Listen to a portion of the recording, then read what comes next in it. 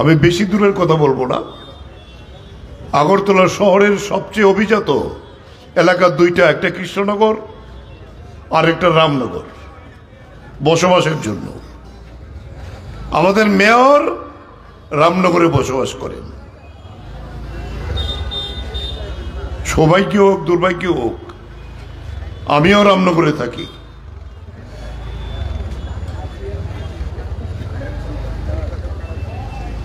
যে ট্যাঙ্কিতে জল আসতো সেখানে চিকন চিকন পাইপ লাগিয়েছে, 24 ঘন্টা জল পাবেন।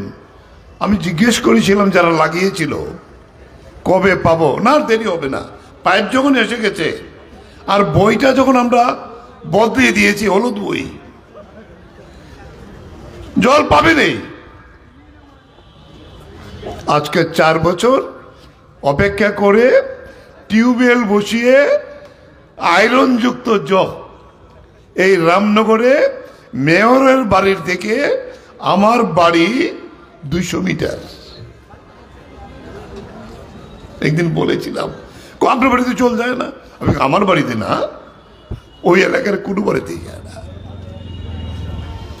কৃষ্ণনগরের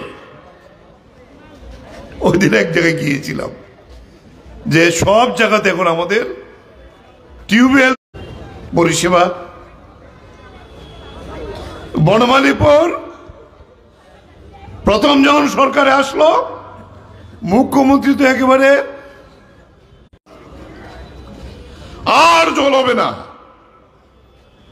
আগামী সিজনে যাতে, আগামী বর্ষাতে যাতে বনমালীপুরের মানুষেরা, আগরতলার মানুষেরা, জনসাধারণ এই জল থেকে মুক্তি পেতে পারে, এই পরিত্রাণ পেতে পারে, সেই বিষয়ে আমার সরকার বদ্ধপরিকর আর সেই দিশাতে কাজ করবে।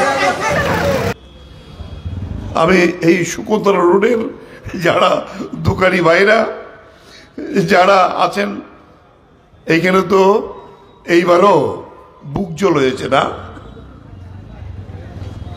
এই তো পরিষেবা। গত পরশুদিন এলাকার মানুষ জানে না, রাত্র 12টা থেকে 3টার মধ্যে রাস্তাতে পিচ দেওয়া হয়েছে, কার্পেটিং, আধুনিক মেশিনে। আমাদের সাংবাদিকরা সকালে কে খবর দিয়েছে তারা গেছেন।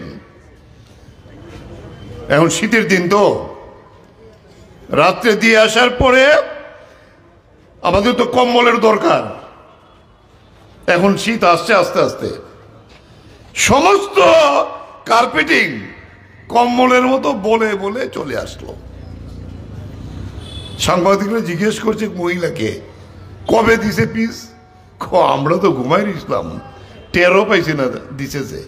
তবে এখন পোলাপানে ঘুমের তো উঠতে দেখে জায়গা উঠতে সব যাইতেছে গা, হইচই হইতেছে, আমরা উঠতে দেখলাম। এই হলো পরিষেবা। একটা রাস্তা ভালো আছে বলেন, একটা ট্রেন ঠিক আছে বলেন।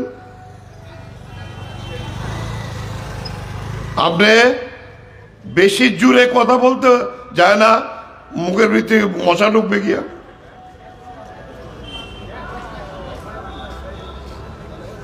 এই হলো নাগরিক পরিষেবা।